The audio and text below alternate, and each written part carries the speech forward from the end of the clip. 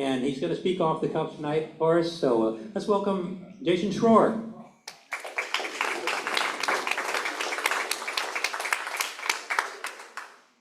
How's everybody doing tonight?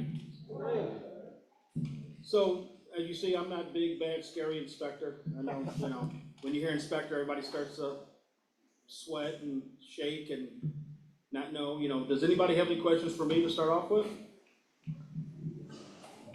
All right, go ahead. I have to go back to one right away. Okay, I'll see what I can answer. I bet you can. All right.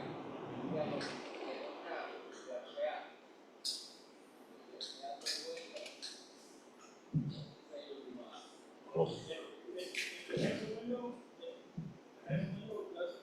It does not need an exhaust fan.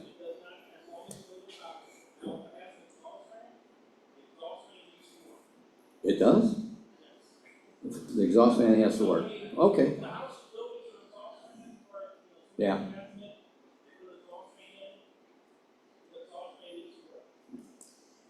But I just wanted to clarify that that can be a big deal sometimes. Yeah, that makes sense.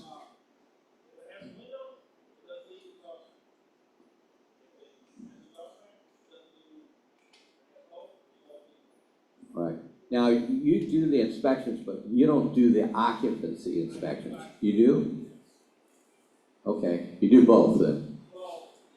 I mean, in other words, like in St. Louis County, they have. Do you do the integrated permits? I can explain the integrated permits to you. Do you do them? What? Do I do them? I do not do them. That's a separate department. That's within Public Works. And We work together with those guys. okay, but your occupancy. Yes. Okay, and I think you need to clarify that with everybody. Most people don't know that. Yeah. And then there's also a separate plan review division versus the inspector section. You got planning, permitting, zoning. Yes, and planning, you got permitting. residential inspectors, which is the new inspections or the remodels, and then you got occupancies, which it comes down to, you can't move into the house until I say you can't, until I deem it safe. Right. Yeah, the thing now that St. Louis County has gone to all electronic, not only permitting, but also for the licensees, because I got my electrical contractor's license, and it's been a nightmare. And trying to get that thing to work. Yeah, I do hear those complaints. Yeah, Not quite a much bit. I can do about it. All I can do is try to explain the process. Yeah. I do know enough about integrated building permits. I mean, I could do the inspections if I really wanted to. Like, let's say I have a occupancy inspection, and it has a integrated building permit, and it's a final. I may call up one of my partners and say that does a residential and say, hey, do you mind if I just go ahead and do the final building inspection along with the occupancy? Oh, really? Okay. Yeah, and that way, it's very rare because it's usually already called in. But sometimes we kind of work, sometimes I have them do the occupancy for me if they're going to be there to do the integrated, to kind of help move stuff along. Right. Because I know the biggest thing is getting the house rented out and getting the tenants in there, so everybody can make money. And then, speaking about that, as landlords, we do not want to have to wait a month before, in other words, we can't wait for somebody to move out to get your inspection because we want somebody to go move in right after somebody else moves out. So my understanding is that if you are there, let's say as the owner or the landlord or a representative of the landlord, and you move furniture away so you can check receptacles or whatever, while the people are still living there, you can do that, right? So technically, they don't like us to. That's probably a question I should ask you they off don't on the really side. like us to do the inspection while like if it's a homeowner, most definitely, right? Mhm. And that's one reason that they don't want us to do it while it's kind of like it's rental because there's people living in there. Mhm. And as an inspector, if it's occupied, I mark occupied in the system. That kind of covers me just in case I miss something. Mhm. But if you Right. do that all the time, usually the houses should be vacant, clean, ready for us to come in and do the inspection. And I tell people all this all the time. I've been doing this for 4.5 years. Right, I've talked to every single property management company, local and out of town. And I tell people all the time, you have a general form that you should be making up every time you deal with an inspector. And that, everything that you filled on this house, you make a list. Everything you filled on that house, you match it up with this list and add to it whatever is not on that list, and you give it to your contractors and say, here, go through this house and do all that. Because when I walk in the house, I want to pass it the first time. I don't like failing stuff. I don't like writing all that stuff up and then typing it and then sending the email and then have everybody call me and ask me questions. yeah, It's simple. We check for the same stuff. As far as St. Louis County goes, all the inspectors in St. Louis County, occupancy inspectors in St. Louis County, they look for the same stuff. GFI receptacles, make sure everything's functional, everything's safe, the plumbing's good, there's no little things, a lot of small things that bite people in the butt. Saddle clamps on gas lines. Use a reputable contractor that knows codes and ordinances, because there are those contractors out there that know what we look for. You can't just always just go to Home Depot and grab the guy who goes, oh yeah, I know how to do that. Next thing you know, I'm coming in, I gotta fail it because of this, this, and this. Oh, he put a water heater in. Oh, he said he knew what he was doing. Did he pull a permit? No, he said he didn't have to. Okay, well, you're missing an expansion tank. You don't have a shut-off valve on this side of the union. You don't have this. Right. It becomes a nightmare. So it's one of those things where make a list up for your contractors, give it to that contractor and says, get your butt in there and fix this stuff. This is what St. Louis County is going to look for. it'd be nice if you guys had something, because, There is something on the website. is there? Yes. It has a list? Okay. There is I think there is a small little list on the website, plus we have our codes and ordinances. I'm gonna let you guys in, it's not really a secret. Look on Amazon and buy you, it's called the IPMC, International Property Maintenance Code Book. It's about $40, and it's about that thick, and that's kind of what we pull a lot of our codes from. We also use the IRC book, which is International Residential Code Book. That's probably about 500-600 pages. That kind of can work in conjunction with the IPMC book. You get that IPMC book and you kind of read it from cover to cover, and you kind of follow what's in there, because everything that we pull that's as in our codes comes from that book. Now, there's some things that our chief inspectors decide to add in there, like, hey, we really don't want this. We really don't want flex drains, the flexible drains. We don't want that. Some municipalities use expanding foam. St. Louis County doesn't allow expanding foam for fire blocking. It's toxic and it's flammable. As a firefighter, it takes, nowadays, even in the older homes with all the new furniture and all the petroleum products that are in there, oil-based products that are in there, it takes a home 3 to 5 minutes to burn, fully engulfed, gone. Whereas 20, 30, 40 years ago, it was 15, 20 minutes. You had 15, 20 minutes to get out. Now it's just like, boom.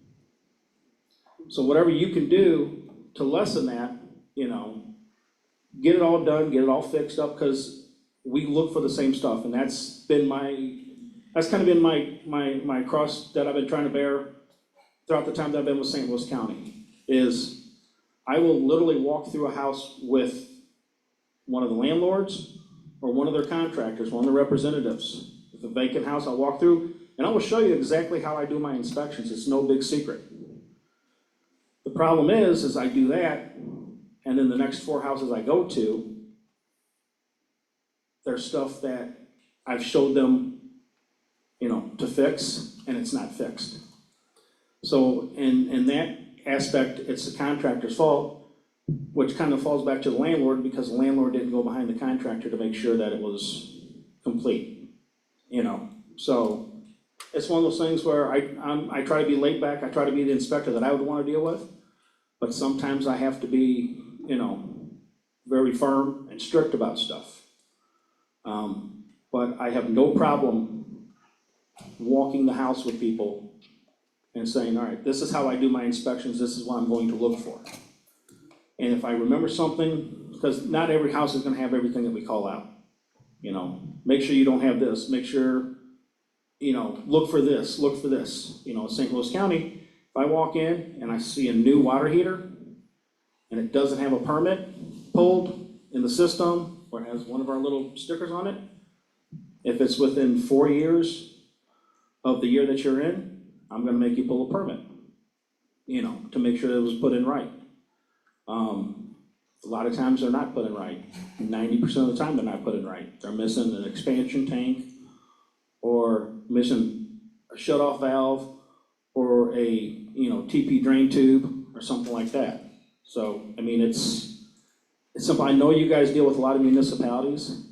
And I try to tell people, just listen to me and use what St. Louis County, because we require the bare minimum. Maybe use our list in other municipalities and see how that works. Because your list in Florissant, because I know how Florissant can be, because I used to have to deal with Florissant when I had my first house in Florissant. Your list, if you go by what we require, your list from here, go from here to here, or to nothing. And then all you gotta worry about if that inspector doesn't like the weed in the cracks, or, you got a crack along the driveway, I'm not gonna call that out, but Florissant might say, you need to put something in there, So, it's not, everybody thinks it's a big war between landlords and inspectors, and it really doesn't have to be, I'm not worried about the owners and the investors. I'm more worried about making sure that house is safe for the people to move into, and that's it. And I've seen a lot of horror stories with a lot of landlords that I've had to deal with. And after about 4.5 years, it makes you cynical and you start to toughen up a little bit, and you're like, and then you get newer people coming in going, all right, we're gonna try to create a nice house for somebody to live in. And then they start to fall into that, well, this is a little bit cheaper than doing this. You get what you pay for. And there's a landlord, he owns, 14, 15 properties. All of his properties, he puts granite countertops in. And I was like, that's kind of expensive. He goes, no, not in the long run, because if they destroy the cabinets, all I gotta do is pull out the cabinets and put in new cabinets. He goes, I'm not replacing the countertop. So in that aspect, I really don't have to pull a permit. So, you try to find ways to make it, it's one of those things where I take what I see these landlords and I try to kind of spread the word, like the thing. It may be expensive for granite countertops, but how many countertops have you had to replace over 5 or 10 years? Somebody drops something on the countertop, or it gets wet and it just keeps on getting moisture in it and it falls apart. Granite countertops, you don't have to worry about that. So. Thank you. Anybody else have any more questions? Is there anything that you might nail someone on that you were statistically surprised that you would? Is there anything that you fail people on a lot that people are consistently surprised that you failed them on that thing? My big thing is fire blocking underneath cabinets and where pipes go up into the ceiling. I was trained that if it's a 1/4 inch or bigger, put some fire caulk around there. Don't use expanding foam or aluminum flashing. Aluminum flashing melts at a lower temperature. Expanding foam, there again, if you read the manufacturer's recommendations, it's not really recommended for, fire stopping. It's recommended to keep the animals out of your house on the exterior walls. It never fails. I walk in and this contractor forgot to do this, and I'm not failing it. I'm failing it all the time because the contractors are not doing it. And somebody's not walking behind those contractors and not checking up on them, they're just trusting those contractors to do it. And then you're giving the contractors the money, like, contractor calls you up, hey, we're done, Venmo that money to me, and you Venmo that money to you, and I come in and I fail it. And now you gotta figure out how to get that contractor back out there to repair the stuff that he fixed. And it happens more often than people think. You know, and then people ask me, well, what do I do? I can't tell you. All I can tell you is, you have a contractor come in and bid a job, you give them 50% of what that job is bidded, and then I tell people, don't give them the rest of that money until it passes inspection. That way, you're holding him accountable to make sure that this stuff is complete. You know, and that's the problem. That's the disconnect between landlords and the inspectors is I think, I can't speak for all inspectors, I can speak for myself, is sometimes you see that stuff and you just don't think the landlords care. They just give any old contractor that they found at Home Depot $100 to go fix up this house. Well, you give them $100 to fix up the house, you're gonna get $100 worth of work, which is not very much. And then you just gotta keep replacing stuff. Just a clarification, the orange foam that says for fiber locking is not for fiber locking. Some municipalities allow it, St. Louis County does not. Read the manufacturer's recommendations on that. As a firefighter, I can tell you, it's flammable and it's toxic. When it burns, it's toxic. I don't have the paper and I don't have it memorized because you can't memorize all this stuff, but actually one of my chief instructor gave me paperwork on fire caulk. The fire caulk fire caulk doesn't burn. The red, yellow caulk stuff, it's red, yellow, black, and I think blue now, and gray. It doesn't burn. It absorbs the heat and it expands. Now, most house fires burn at 1,500 to 2,000 degrees once they're fully involved. Will that stand up? Sometimes, but all you're trying to do is block that smoke from getting up into the walls, or getting into the walls, or getting up into the ceiling, because that's where, you get spontaneous combustion at. You get, the smoke fires, where it just sits there and it smolders and smolders and smolders, and then all of a sudden you get a little gust of wind, which, oxygen feeds fires, and now you got a fire in your wall. So yeah, for St. Louis County, the expanding foam, the orange foam, is not allowed. And I try to tell people that all the time. People don't listen. I actually walked into a house the other day, a company that I deal with all the time. Contractor was in there, had 4 cans of the orange spray foam, and he was just like he was decorating a cake. It's messy. I mean, I walk into houses, when I walk into a house, I wanna make sure, if I look at them like, would I buy this house or would I rent this house? Probably not, because they use the expanding foam and they just let it drip all over the place.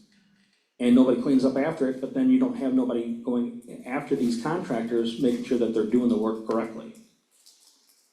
They're just like, oh, we'll just let the inspector call it out. We'll let the inspector tell us what needs to be done. Well, you want me to tell you what needs to be done, then, you want me to make you a punch list, I'll make you a punch list, but you're not gonna be happy about it. That's why I tell people, go in there, figure out what we expect, or what the municipality wants, get it done, and then you don't have to worry about nothing else. And let's say you get that one inspector that, like I said, doesn't like grass in the cracks, or there's a couple of bushes along the fence line and he considers it overgrowth and he wants it gone.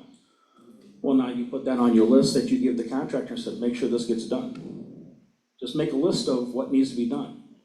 I tell people to break it up into sections. Bathrooms and kitchens are pretty much the same thing. Every bathroom needs a GFI protected receptacle, correct? Bathrooms need exhaust fans or a window. You have to have the correct plumbing underneath the sink. All the receptacles, everything, all the other receptacles have to, work. And then, that's 20% of the house right there. You take the dining room, living room, and the bedrooms, and and you kind of bunch them together. Well, what are the things that are in those rooms? You got receptacles and windows. Do the receptacles work correctly? Yes, okay, well then you're good. Do the windows open up and stay open? Boom. Let's say you got 4 bedrooms and a kitchen, that's 40% plus the kitchen and the bathrooms, which is, you got 70-80% right there. The only thing that you gotta do, you got, another 10-15% downstairs, which you look up in the ceiling, is there any open junction boxes? No, okay. Is there any exposed wires? No. Does the plumbing look good? Is there fire blocking, where there needs to be fire blocking? If it's a new water heater, was that permit pulled? Or, does it meet code? As landlords, you guys should know this stuff and not just rely on the contractors. You break it up into sections like that, and then all you gotta do is look on the outside. You look on the outside, you look at the house, does the house look good? Does the gutters droop? Are the downspouts there? Is there a big hole in the roof? No. You got trip hazards along the walkways. If the concrete's like that, that's considered a trip hazard. You can have your contractor buy a bag of concrete, mix it up, slope it down, you're done. All receptacles on the exterior of the house have to be GFI protected with a waterproof cover. Doesn't have to be GFI, it just has to be GFI protected. So it can be a regular outlet, regular receptacle, but it has to be connected to a GFI receptacle so that it can, reset if water gets into it. And then it has to be, has to have a waterproof cover on it. And then you look at the yard. Does the yard look nice? Yeah. And then boom, you're done with the house. It takes me at the most 30 minutes to go through a house, 15, 20 minutes at the least to go through a house and then do an inspection. I go a little bit fast, and sometimes I miss stuff, as all inspectors do. We get into a rush. So I've been trying to teach myself to slow down a little bit and make sure I catch everything. Because I want to make sure I catch the big ticket items so that it doesn't affect you guys later on. Let's say I miss this plumbing that was done completely wrong. Now the next inspector may come 6 months later or a year, now you gotta spend $3,500 to get that redone. That's one of those things where, but as a landlord, you should have a licensed electrician, and a licensed plumber ready to call, that you can say, here's $100, run through this house real quick to make sure all the plumbing is done correctly.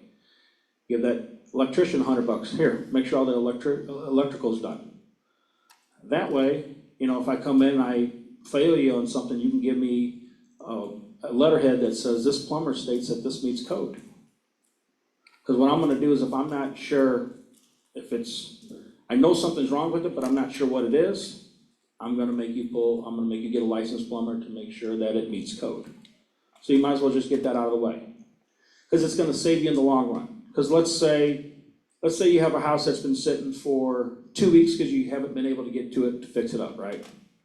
So you're like, all right, we're gonna let the inspector, so you're missing out 2 weeks or a month worth of rent right there, right? First and last month's rent, or however it works, right? So let's figure rent $2,000. You're missing, 2,000 first and last month's rent, which is, $4,000 or whatever, however you guys work it, right? And then you got the utilities that you're paying on it. Electrical, that's, $500-600. So now you're in the hole for, $4,600. I come in, I do the inspection, because you want me just to make you a punch list, and I fail it. Well, it's the busy season, I may not be able to get you on for another month for a reinspection. Now, we'll try to squeeze people in, but within reason, I do try to work with people as much as I can.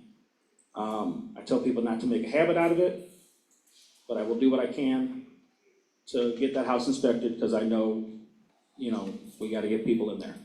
People are looking for houses and you're wanting to make money. That's how the circle of life goes with this stuff.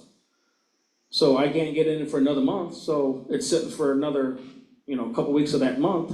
That's another $2,000 plus the utilities, so now you're, first and last month's rent, plus that month's rent, but, equals about, let's say $6,000 plus another $1,200 for utilities. Now that's the house is just sitting.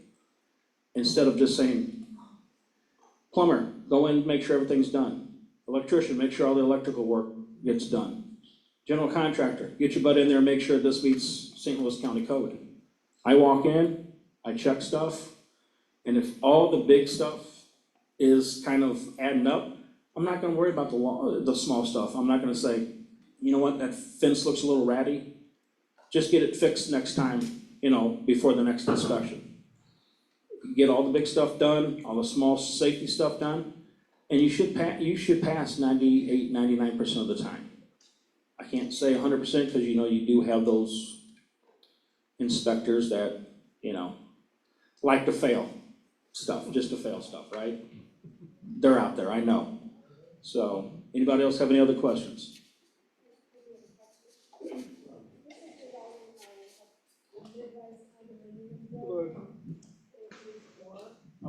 And, this is regarding a mid-rise condominium building in Creve Coeur, and they are, the age of the units are probably approximately 45 years old. And the owners are being requested to replace all their electrical panels because they're Sylvania, et cetera. In the 2-bedroom units, the panels are in the laundry closet. And so I've been told that we're going to have to move the panel out of the laundry closet. Is that true?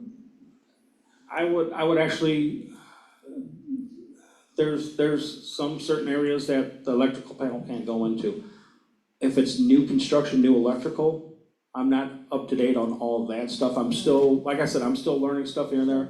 That's gonna be a good question that I can bring back to my bosses. Yeah. If it's new construction, you have to follow new construction rules. Whatever the NEC says, the National Electrical Code Book says, then that's what you have to do. Yeah, my electrician, I think, spoke to one of the inspectors who was pretty high up, and they're trying to pose different options, and one of the options I was thinking is, could we leave it in the closet if we put a stackable washer and dryer so that would have, it doesn't necessarily have 36 inches of clearance, but it would have 32 inches of clearance. Yeah. Would that be a compromise?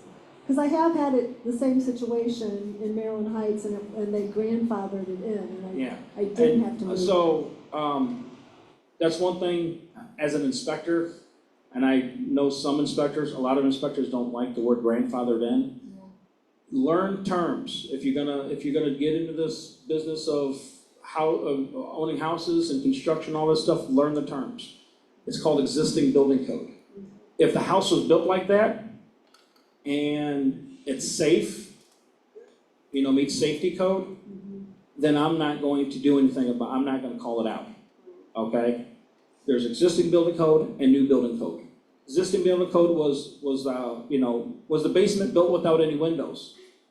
Well, yeah. So I can't force you to put windows in the basement. I had a house, they decided to concrete over all the basement windows. I told the guy, you're gonna have to, open up these windows. He's like, well, why? He goes, it's not really effective. I said, you have to have operable windows in the basement. Well, it's not for egress. I said, it's not for egress, it's, you have to allow fresh air or some natural light to get into that basement.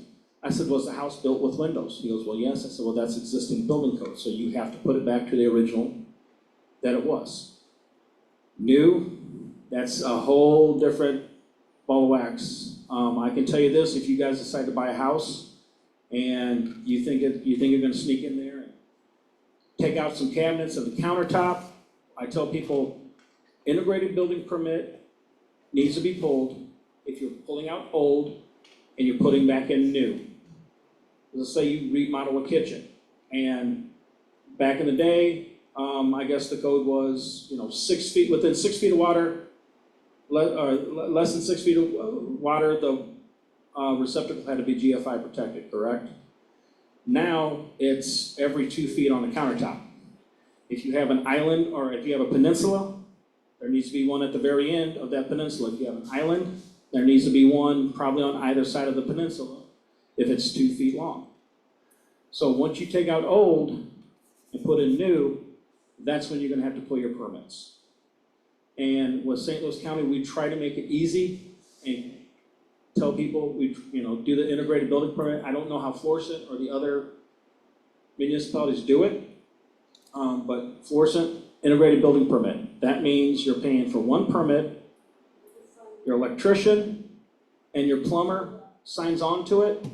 That way you're not getting charged $350 from the plumber, $400 from the electrician, and then now you gotta pull the integrated building permit. The only thing different with the integrated building permit is you gotta make sure you have the interconnected smoke detectors, the Bluetooth ones. So I try to tell people all the time, it's not, if you open up a wall, you're gonna have to pull a permit.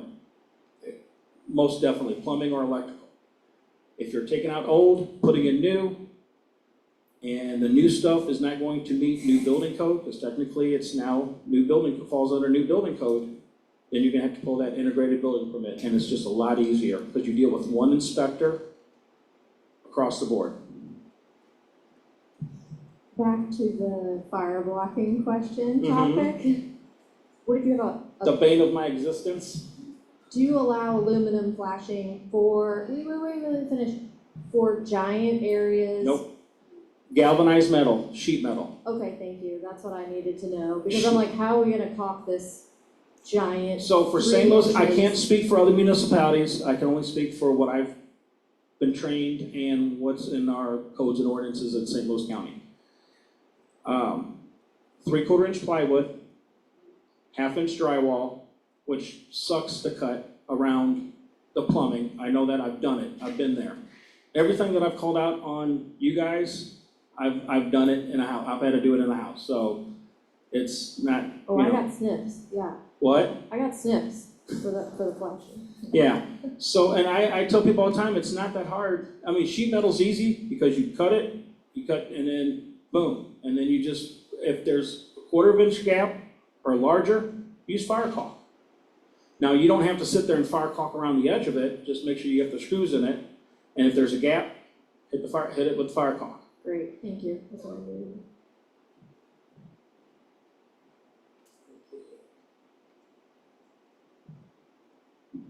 Can you clarify on the smoke detectors when you have to put them in so they're, hardwired, 120 volt versus Okay. not? So, I mean, if you're not dealing with a remodel in the bathrooms, the bedroom. So here's for St. Louis County, Yeah. and I'm sure this I'm pretty sure this counts for Yeah. all municipalities, Yeah. because it's. 'Cause that's a big deal. It falls under fire code. Yeah, One in each bedroom, one in the hallway within 15 feet of all bedrooms, yeah, and then one on each level.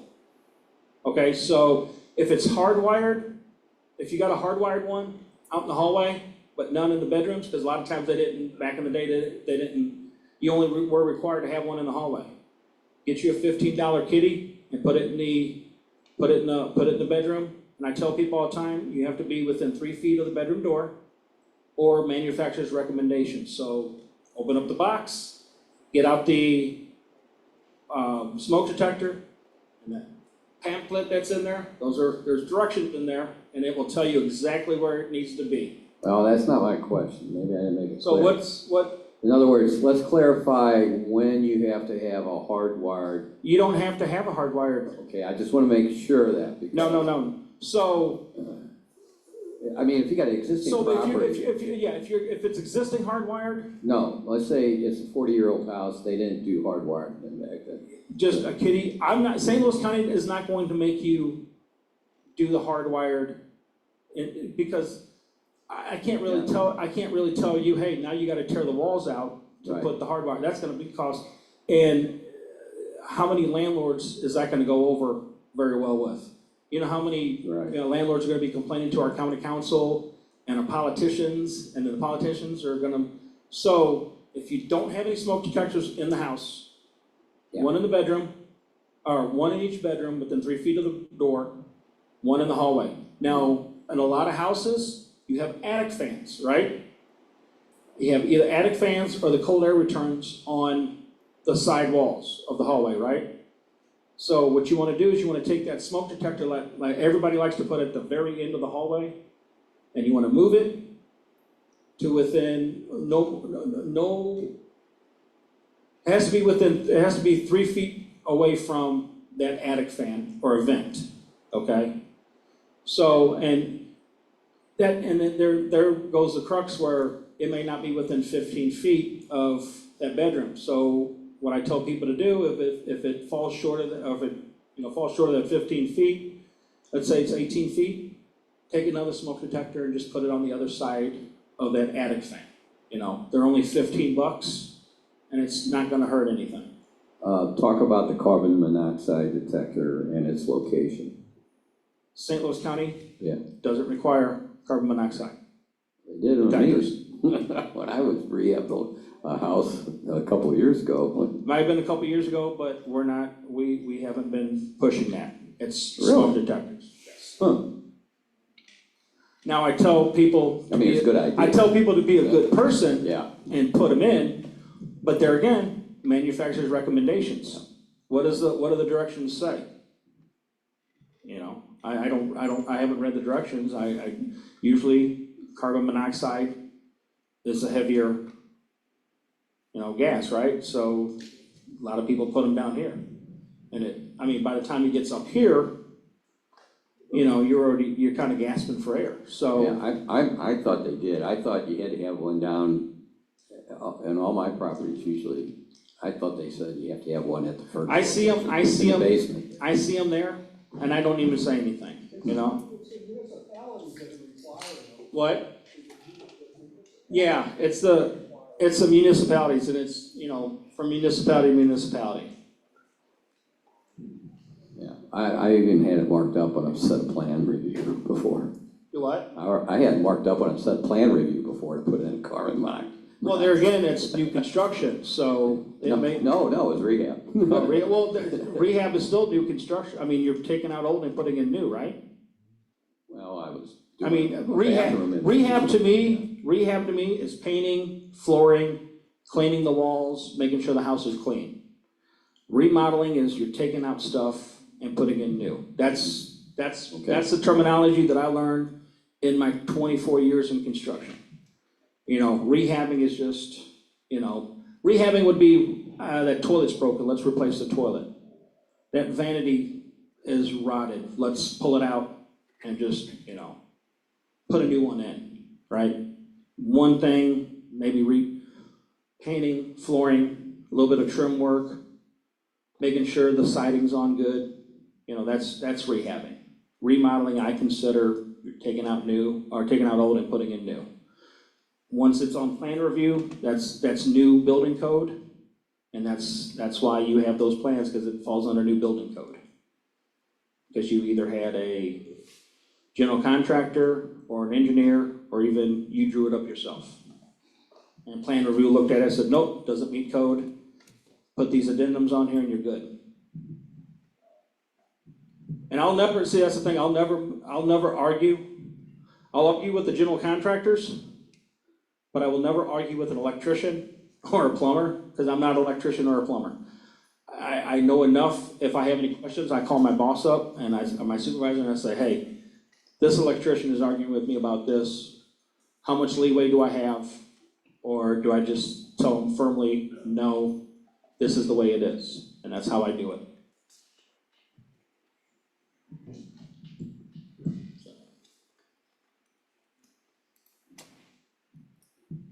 And you don't have to, you don't necessarily have to be nice to us, but it does help a little bit. I used to work alongside a project manager that probably did 5 or so flips a month. And one of his strategies was he always said that if he were to do everything to code the right time, the first time, I know you said you like to pass people on the first try, but he said that would almost never happen. And he would leave a few gimmies for the inspector to fail so that they could fail something that he was already planning on fixing anyway, rather than finding things that he wasn't planning on fixing to fail. So what I guess what's the relationship with with the project manager and the inspector? The thing is why would he give the inspector a gimme? Because that's technically affecting you, because now you can't rent the house out.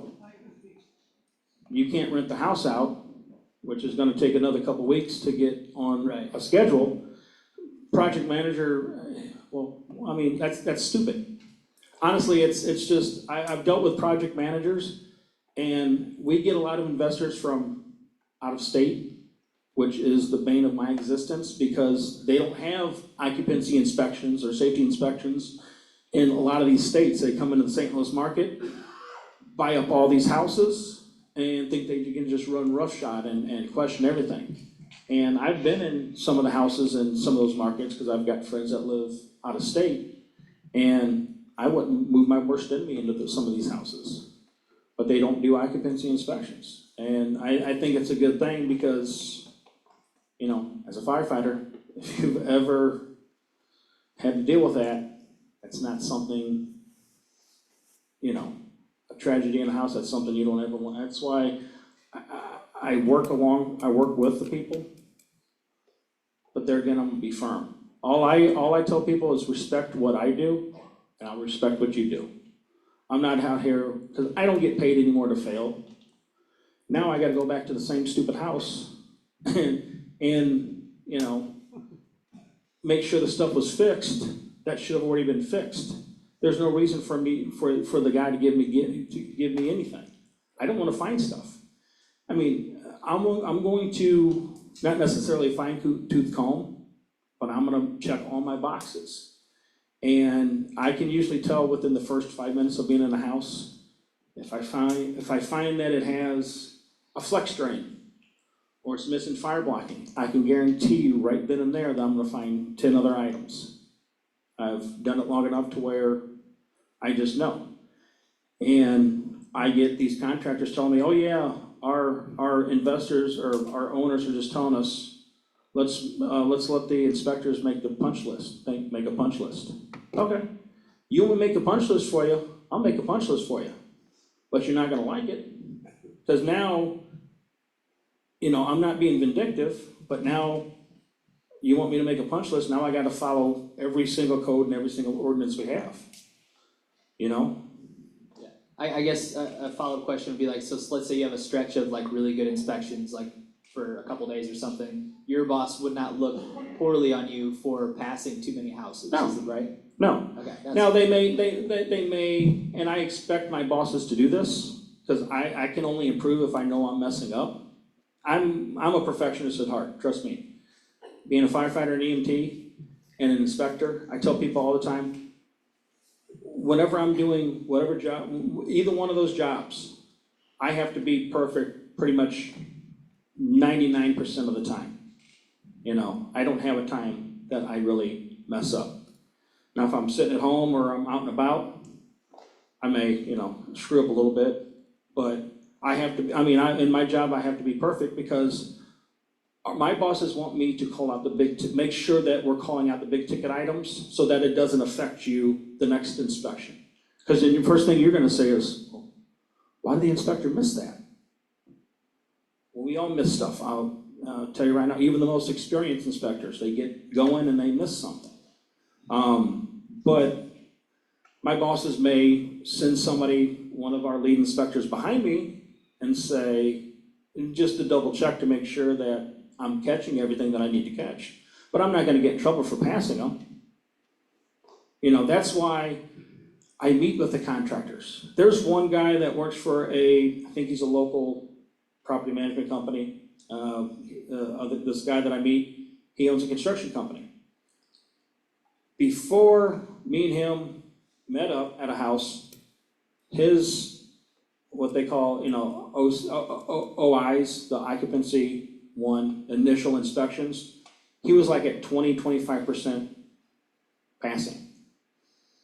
I would meet him at a house here, a house there, and a house there, and I would have him follow me and watch me do the inspection and try to call out as much stuff, point out as much stuff as I can, you know, that added to his knowledge of what we look for. After about 6 or 7 months, he went from 25% to 98% passing. And that's just because he listened to me. Now, does that mean that the times that he failed, he didn't go behind the contractor or the guy that he had told to do the work? and check it, because a lot of these companies, there's some major companies that have 1,000 houses, 2,000 houses. And they got 1 or 2 project managers, and the project managers say they don't have enough time to go behind. Well, guess what? That's your job. You're getting paid a lot more than me to make sure that stuff is done before I walk in that house. It's not hard. It is, I try to tell people, it is not hard to do.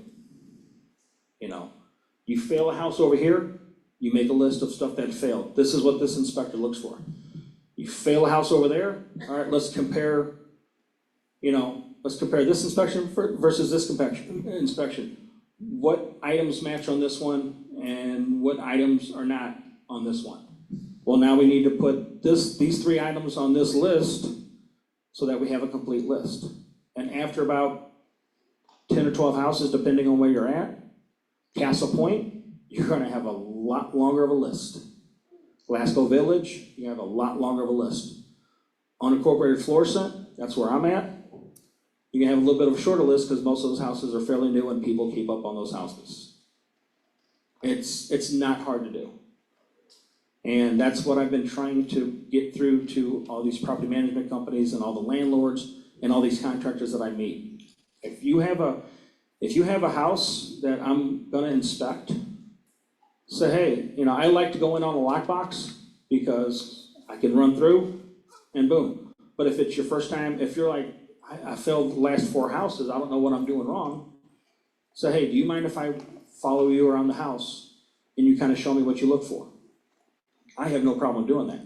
You better have a notebook and a pen to take notes, because I don't want to go in one ear and out the other, which a lot of times it seems like it does, I tell people, unfortunately, sometimes I feel like that dad that's like always shaking his finger, hey, I told you, just listen to me, and it's gonna be very easy. Now, like you said, municipality is different, but if you kind of create a list throughout all the municipalities, one giant list, you should never fail. It's not that, it's just organization, that's all it is. What's your preference for inspecting the house? Would you prefer to have the rehabber in the house, the licensed person, electrician that did the work, or nobody in the house? To meet me there? Yeah, you're right. So if you're doing that inspection, who would you want to have in the house with you? I prefer to go in on a lockbox just because, I like to get through the house. Sometimes it's one of those, I know I have a fairly easy job, right? Fairly laid back job. I don't have people on my butt as long as I do all my work, turn all my work in, just like in school. As long as I turned all my work in, put my timesheet in, make sure that everybody stays off my boss's butt, so he stays off my butt. I got a fairly easy, laid-back job. I would rather have the general contractor that's going to do the work meet me there. The electrician, the general contractor is going to call an electrician or gonna call a plumber, right? So I would rather have the general contractor, the contractor that you're gonna have do the repairs, majority of the repairs, minus, the mechanical, electrical, or plumbing, meet me there. Or even the landlord, I have landlords that are nurses, and they'll take off work just to meet me there, just because they know I will walk through the house with them. First couple houses, I'll show you exactly what I look for. And then we kind of build a relationship from there. Okay, thanks. Now, I can't speak for other inspectors. I know a lot of inspectors, prefer to go in on a lockbox, but. You mentioned the IPMCV and the IRCV and the NEC for electrical. Is there any sort of resource for plumbing? Well, you got the plumbing code, and then you've got the mechanical code book. So it's all, the IRC is kind of like a conglomerate of new construction, electrical, plumbing, all the new stuff. And then you got the IPMC, which is International Property Maintenance Code Book, which has, the the grass complaints in it, or, the derelict vehicles, no commercial vehicles in this municipality. It also has, has the fire blocking, it has, this is not allowed. So all those books kind of, I go off the IPMC. That's what we go off of. And then the IRC is kind of like, if I have any other questions that's not covered in the IPMC. And it's not a big, like I said, it's not a big secret. You get those books and you kind of read them from front to back, and it goes through every single step that St. Louis County goes through. Related, is there any way that what St. Louis County looks for is very different than what's in those books, or vice versa? No, because they pull everything from those books. And then the county council or the chief inspectors for the respective trades may add something to it. Some municipalities allow the flex drains or the black and gray rubber couplings. St. Louis County doesn't allow the black and gray rubber couplings. We require either mission bands or properly be, that's the coupling that fits the drain pipe into the stack pipe. We usually people use the mission bands, which are the couplings with the metal sleeve around it.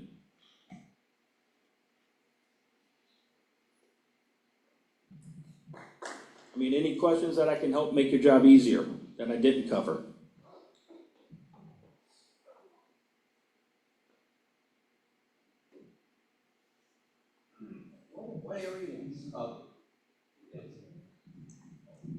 Unincorporated Florissant. So from 367 west, so up Old Jamestown, Shackleford, New Halls Ferry, all of that, Thunderbird Lane, back up into there. My area kind of stops at Humes Lane, where it goes into the municipality of Florissant.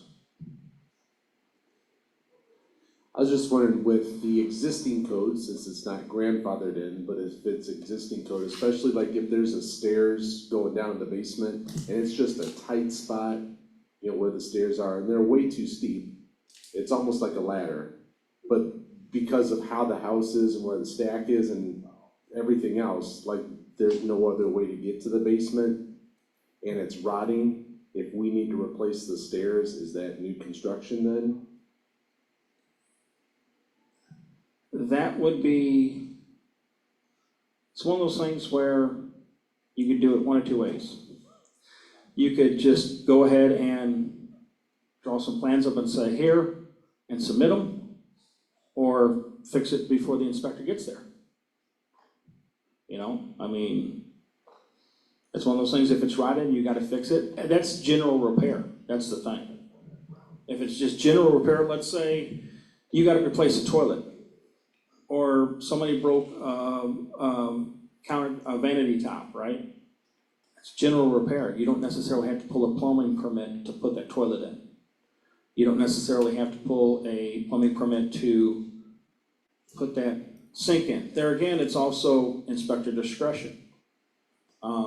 If I have any question that you're going to do it wrong, and I already know before I even walk into that house, if I see certain names, I know exactly what I'm dealing with and who I'm dealing with. I'm going to make sure that I'm gonna put on there licensed electrician, licensed plumber, licensed mechanical, because I wanna make sure it's done right.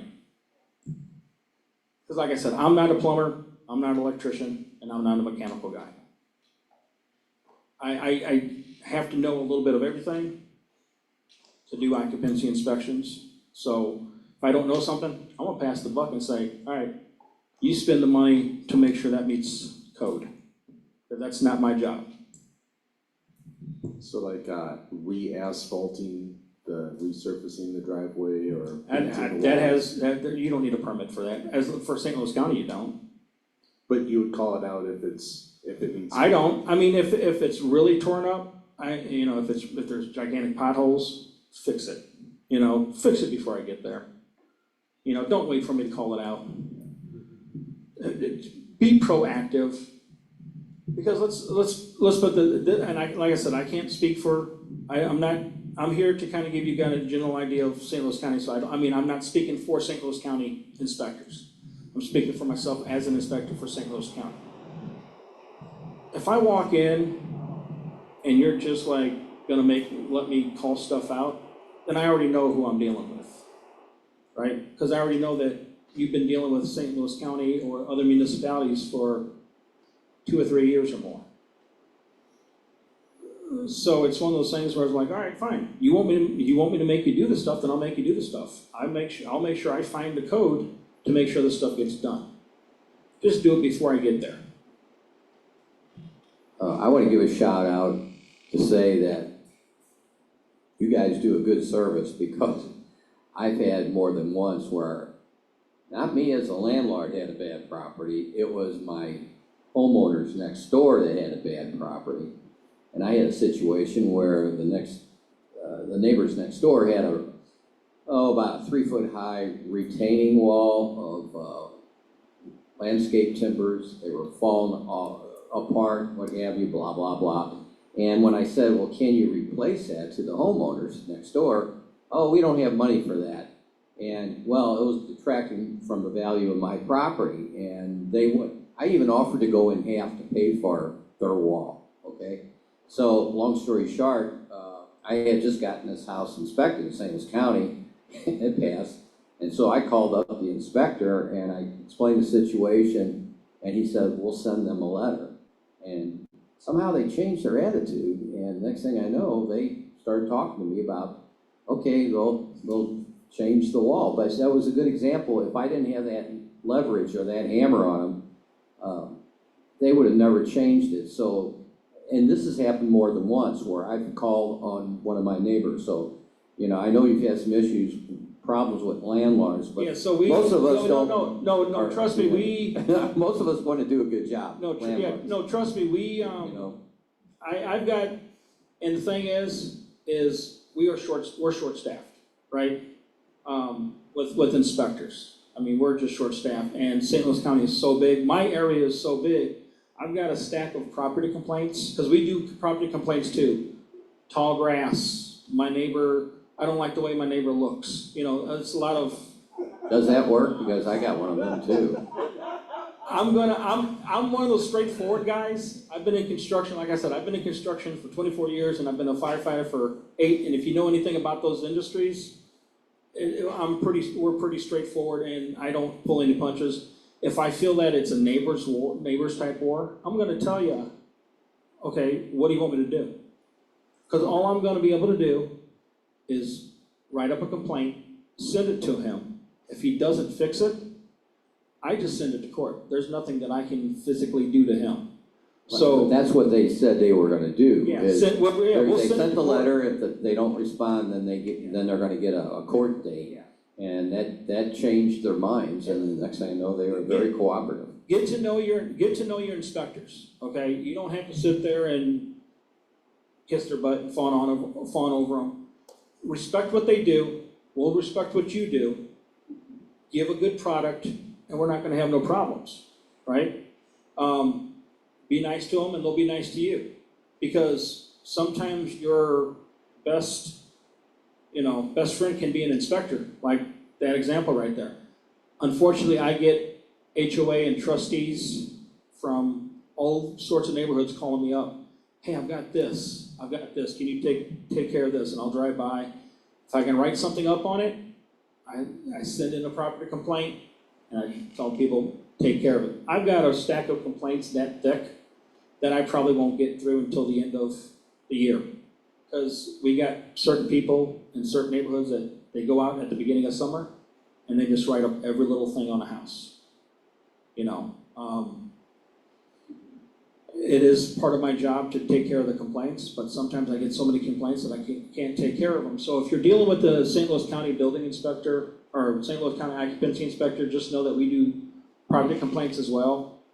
And if you've called in a complaint, call up the inspector or find out the inspector for that area and get their number and just say, hey, would you mind taking a look at this house?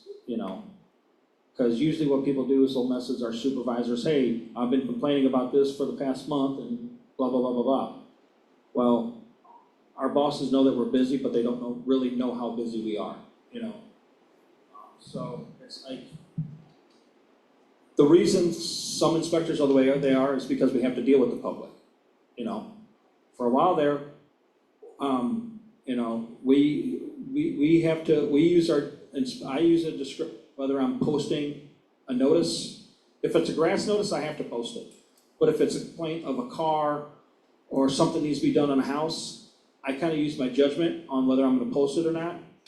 Because dealing with the neighborhoods that I've dealt with, I've actually had people pull up a shirt and like, you really wanna do this? You know, they've showed me guns, or they've, you know, threatened to, you know, they threatened to sick their dogs on me, or they've threatened to do me bodily harm, which I grew up in North County. It doesn't really, I'm first person, I'm like, all right, step outside, we'll take care of this, you know? So the reason a lot of inspectors seem to be cynical and just kind of like, all right, whatever, is because we do have to deal with so much stuff that a lot of people just don't realize what we deal with on a day-to-day basis, you know? Telling a lady that is going through cancer treatment that she has to do something about the overgrowth in her backyard because the HOA is not working with her on it, you know?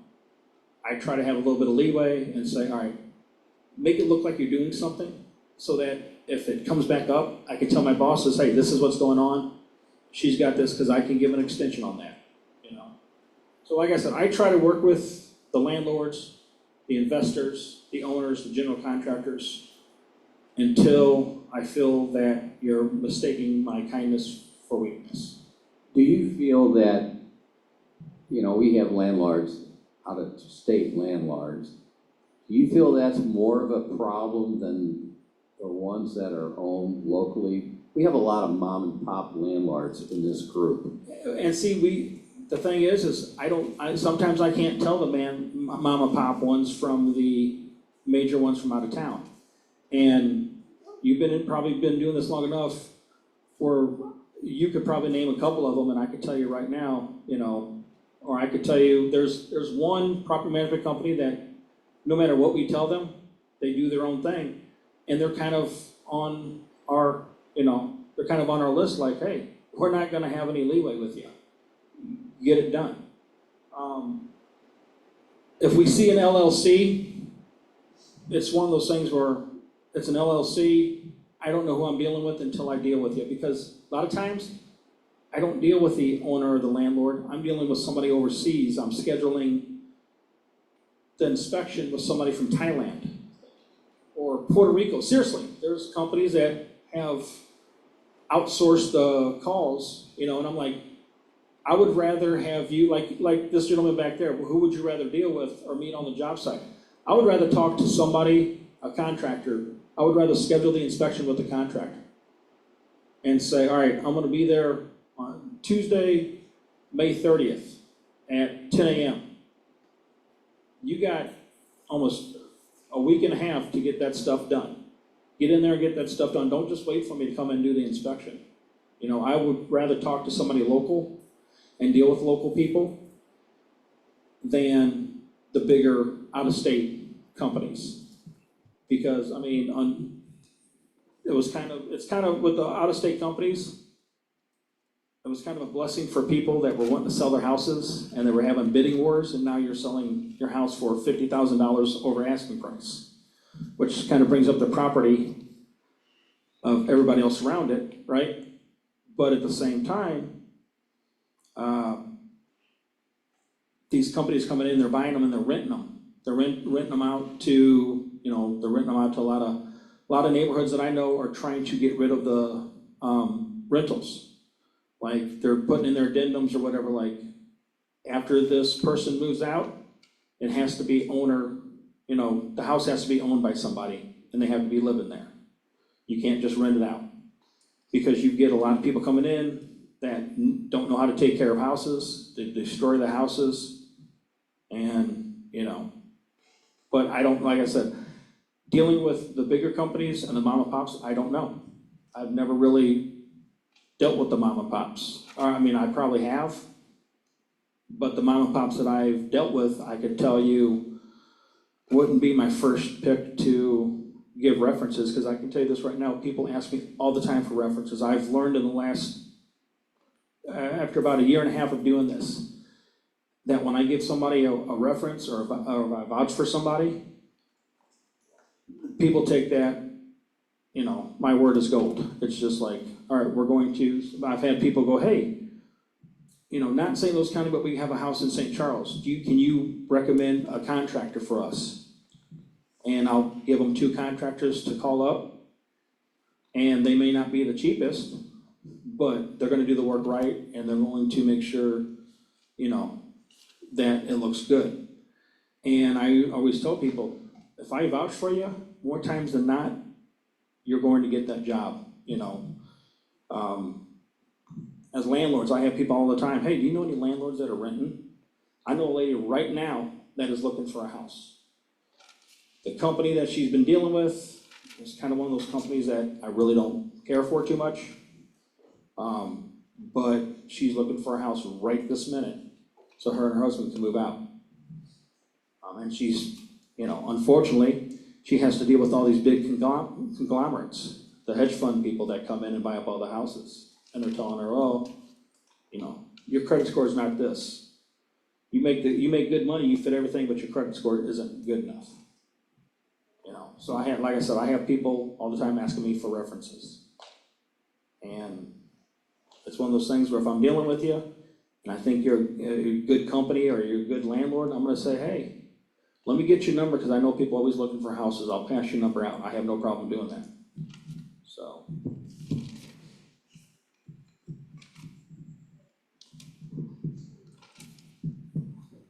What did you end up doing with the guy that showed you his gun? I pretty much told him that I either pull it out or do whatever. I said, because if you don't, I'm gonna pistol whip you with it. No, I mean, to do this job, you have to have an alpha personality. Because I get people trying to tell me my job all the time. I'm like, dude, I can do your job 10 times over. You can't do my job. I've already done your job. That's why I'm where I'm at. You know, when I started construction as a carpenter in 2000, I didn't know anything about construction. You know, a couple years later, I'm working on Lumiere Casino. I'm helping build, you know, I'm helping construct Busch Stadium. I'm building multi-million-dollar houses. I'm doing this. And then I work for an engineering company where I'm from the ground up, you know, testing concrete, testing backfill, telling the contractors, hey, that doesn't meet our specifications, you know. So everything that I've got up to this point, I've got myself. I haven't had anybody hand me anything. So when somebody tries to question my ability to do my job, I do take offense to that. Because I've already been where they're at, and I'm where I'm at now because, you know, hell, I tell people all the time, I was looking for a job when I found this one.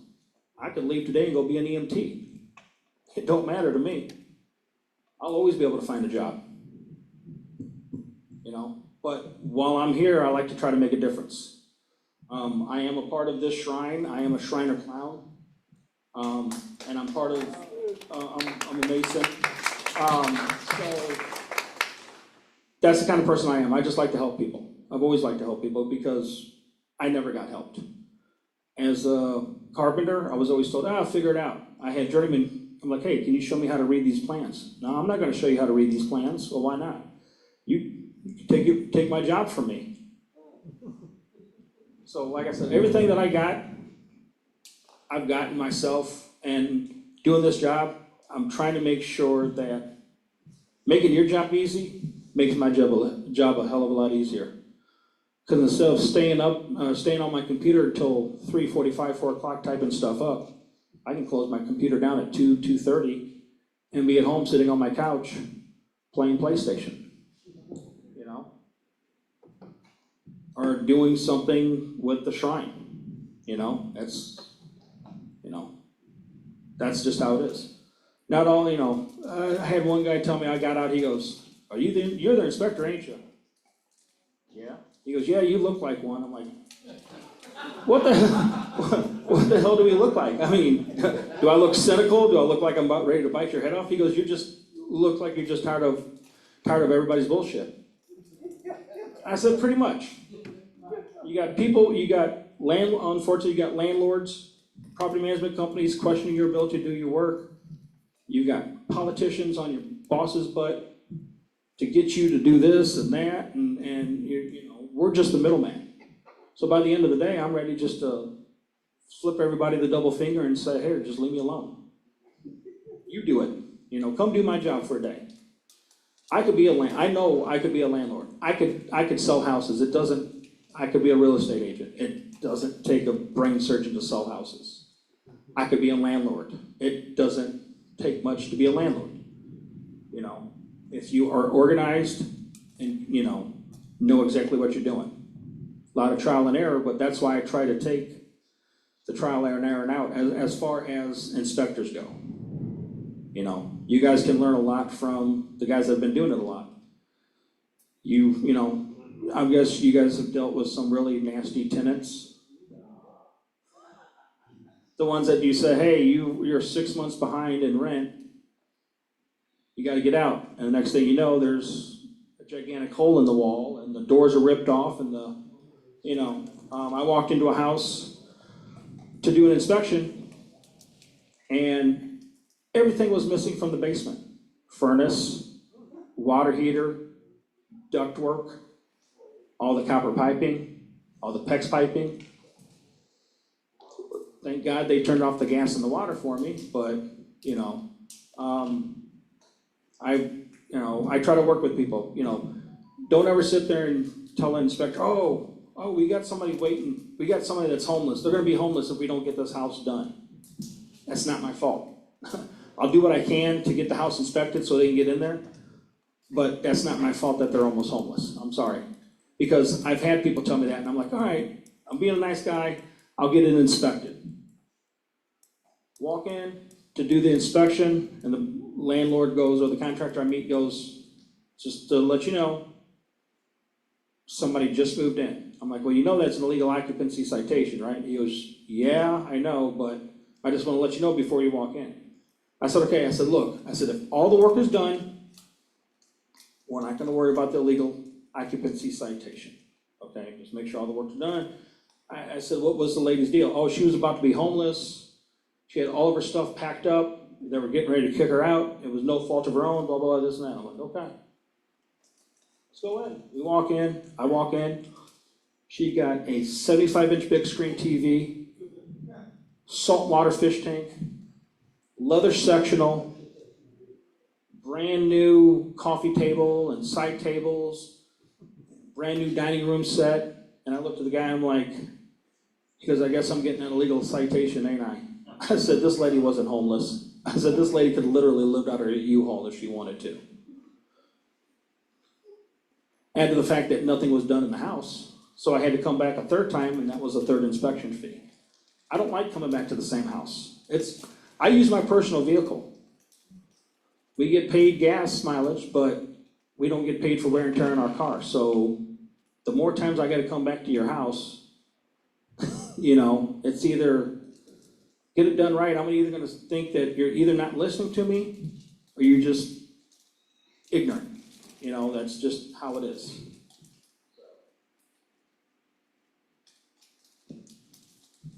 Oh, I'm sorry.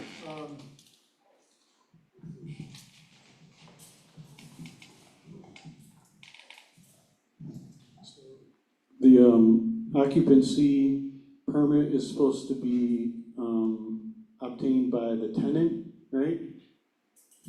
So that's twofold. And this comes from, so here's what if you're a landlord and you ordered the occupancy inspection and your email is on it, I'm going to send you a past report, correct? And then I'm going to send you an email the email is going to say St. Louis County has passed the occupancy, blah, blah, blah.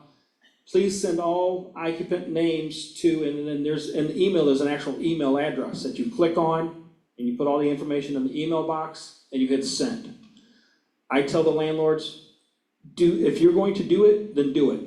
If you're going to have the tenant do it, make sure you explain it to them. Because if you say, hey, you need to go get an occupancy permit, you know what the first thing they're going to do is? They're going to get on St. Louis County's website and they're going to order a new inspection. So now I have to sit there and go, no. Submit your names. Now I have to send another email that says to have the tenant get their refund. And then I have to cancel it out. So it's twofold. It's easier for you to do it if you're going to order the occupancy inspection. I send you the email, click on it, put their names in it, hit send, it's done. If you're not going to do it, you better make sure that you explain it to a T to these tenants. Because I'm discovering in the past 2 or 3 years, I'm really questioning how many people actually have reading comprehension skills.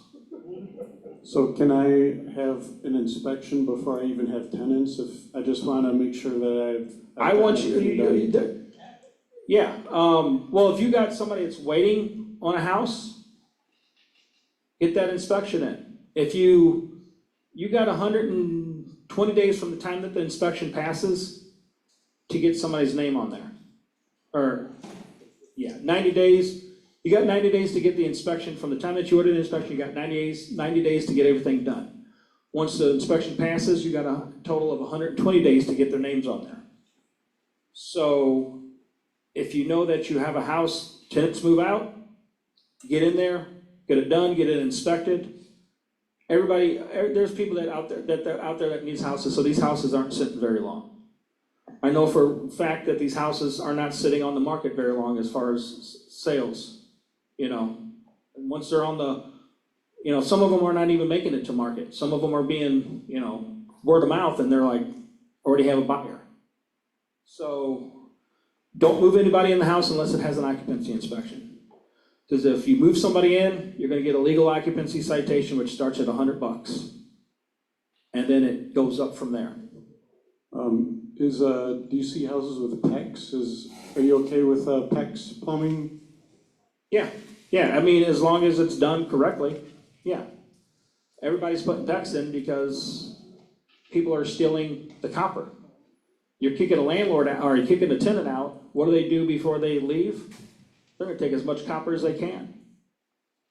You know, sometimes they're going to take, like I said, they're gonna take the furnace and the ductwork and the water heater. Thank God they turned off the gas. You know, because I could have opened that door and that could have been a backdraft. I actually had that happen to an inspector. He was on his way, our meeting ran over by like 5 or 10 minutes, and he was 5 or 10 minutes late to this inspection.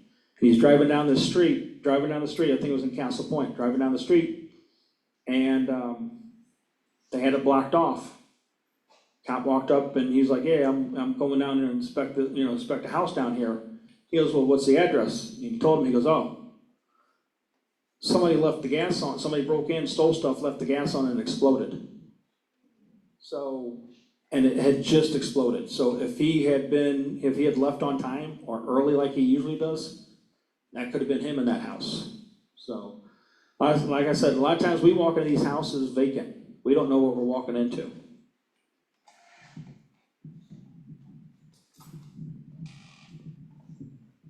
I'm just gonna keep on asking you questions. The one thing that you said that is a real concern to all of us is the time for a reinspection. Because, you know, if you say we got X amount of things wrong with it, you gotta come back.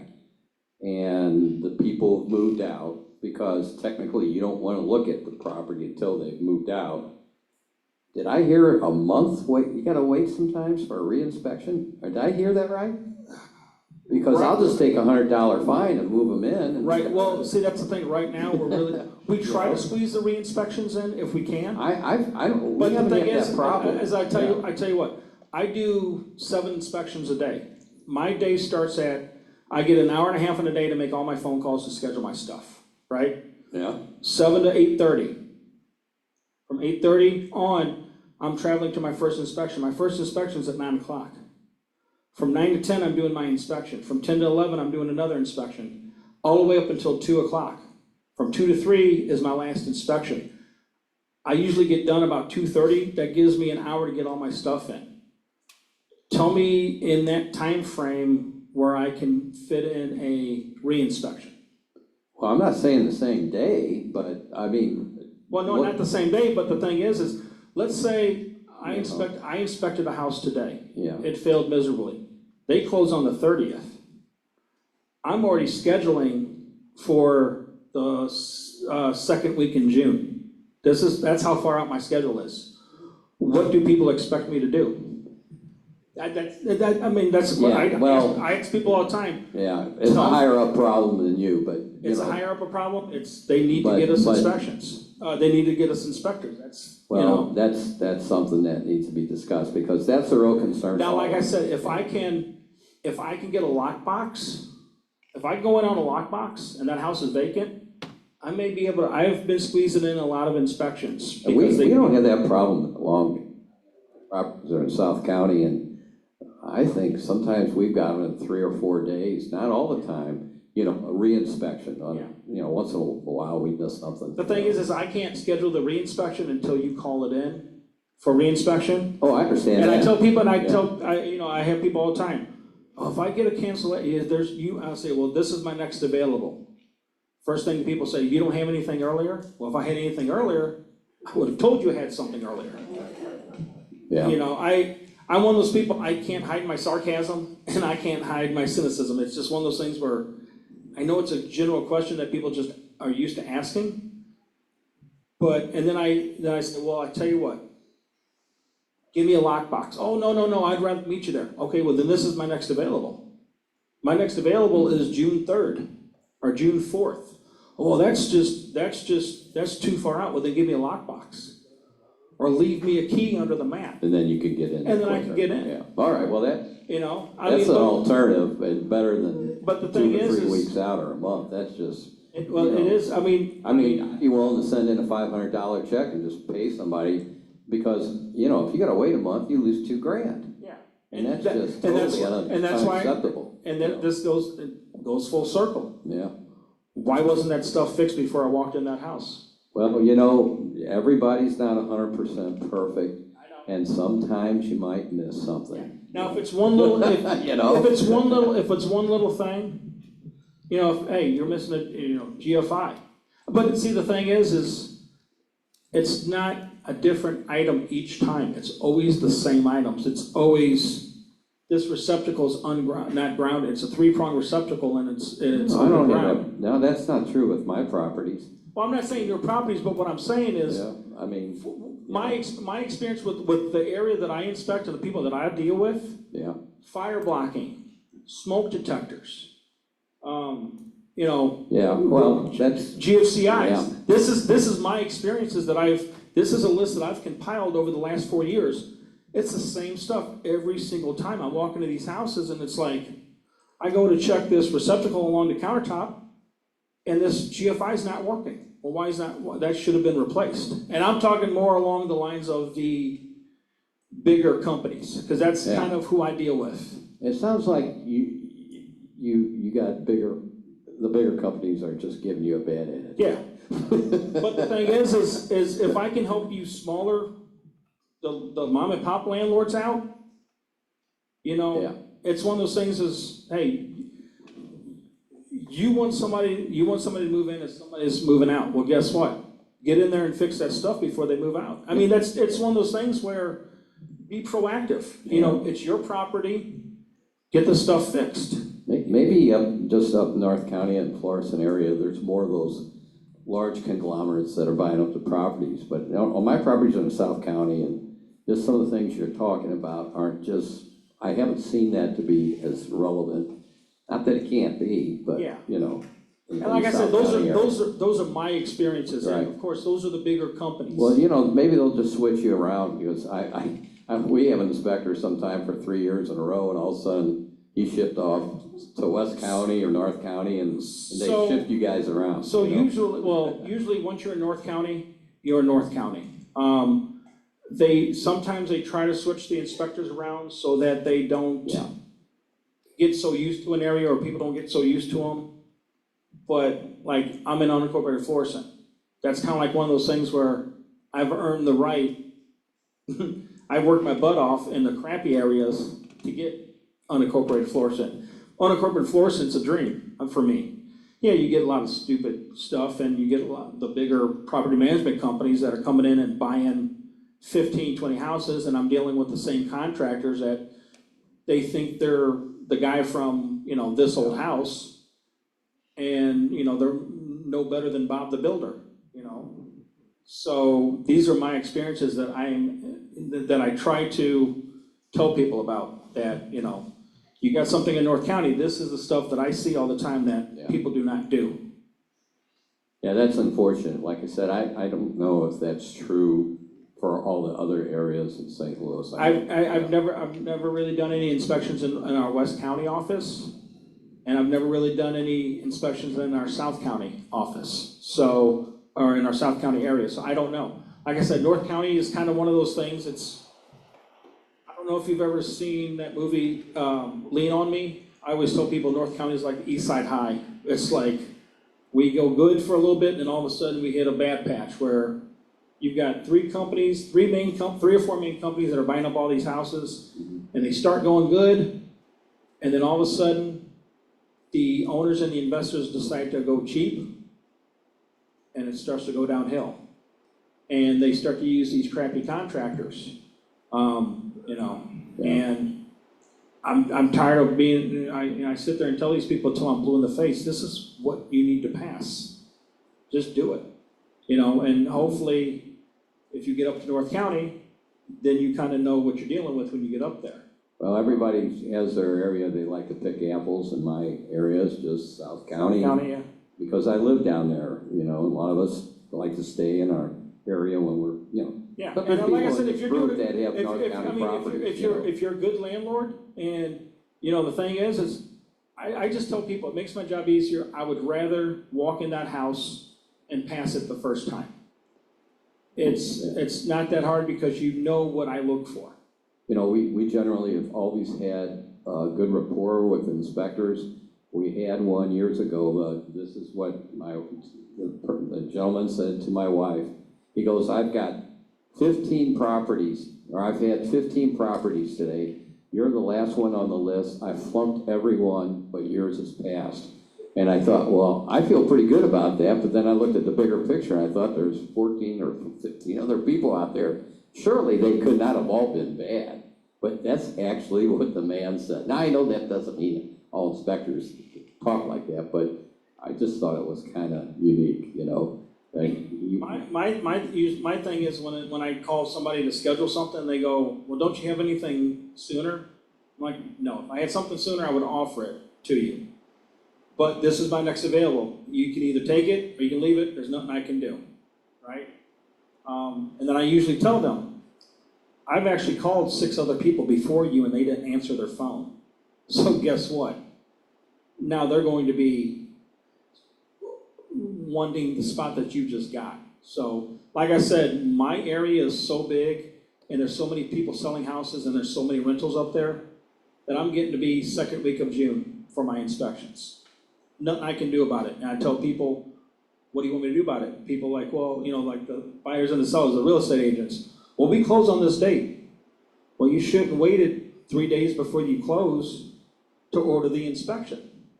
Oh, well, we just kind of like to wait until we get buyers. The house, how long did the house sit on the market? Oh, the house didn't even make the market. Exactly. So there's only so much I can do. And I have a rule that I follow. I don't let my schedule control me, I control my schedule. If I can fit you in, I will fit you in. If I tell you, this is the latest that I've got, all the other inspectors are booked up longer than me, and you want to keep arguing, I'll say, well, what do you want me to do? Give me a suggestion. Because at this point, you're just complaining to me, and I'm asking for a suggestion, give me an idea, give me a suggestion, you know? And then yell at my bosses, tell them to hire more inspectors. Because I'm trying to get out of occupancy and go into the mechanical side, because I want to become a mechanical inspector. Dealing with people on a day-to-day basis is fine and dandy, because you see a lot of different stuff, a lot of weird stuff. Walked into an apartment complex one day, a couple weeks ago, they're trying to fix this apartment complex up. Walked in, guy had a 5-foot alligator. Went to step in the door, had the cop, trouble, because they were getting ready to evict him, they thought he had some animals. We saw 2 glowing eyes, I looked at the cop, I said, I'm not going in there. He goes, why? I said, I don't know what that is. It could be a rabid monkey, it could be a badger. It was a 4 or 5 foot alligator.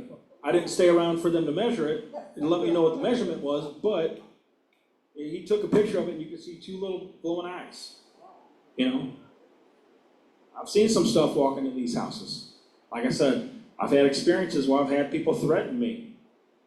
You know? I take it in stride. And a lot of times I have my St. Louis County badge, it's just a picture. And a lot of people tell me, well, you ain't nothing without that badge. I'm like, that badge just tells who I am and has my picture on it. This badge don't mean nothing. I said, I'll take this badge off right now and we can go in the middle of the street. You're an inspector, you're not supposed to talk to me like that. Well, I'm not gonna let you talk to me like that. Well, I want your supervisor's name. We'll call him up right here, right now. So, you know. I become North County when I need to become North County. I become laid back when I need to be laid back. That's just how I do it. Any other questions? Yeah, Anything else I can put your mind at ease at? I think you covered our questions. Give a round of applause. Hey guys, hopefully that helped you a little bit. He does have my number. You have my number, right? No, I have not, but John's got it. John's got it? Yeah. John's got my number, so, if you want to, go through him, give him your number, say, hey, have Jason give you a call if you got a question that I can answer about St. Louis County. I always tell people it's always good to have, an inspector kind of sitting in your back pocket if you have any questions on a house or what have you. All I can tell you guys in closing, make sure you know what the contractors are talking about, make sure you know what the inspectors are talking about. Get those books. The IPMC, I think it's up to 2018 or 2021, and the IRC, which is the new construction book. And that kind of covers every single thing that we do. You guys have a good night. Thank you for sharing your side of the story, and I hope you see a little more of the landlord side now. That I'm sure you work with a lot of us, so appreciate it.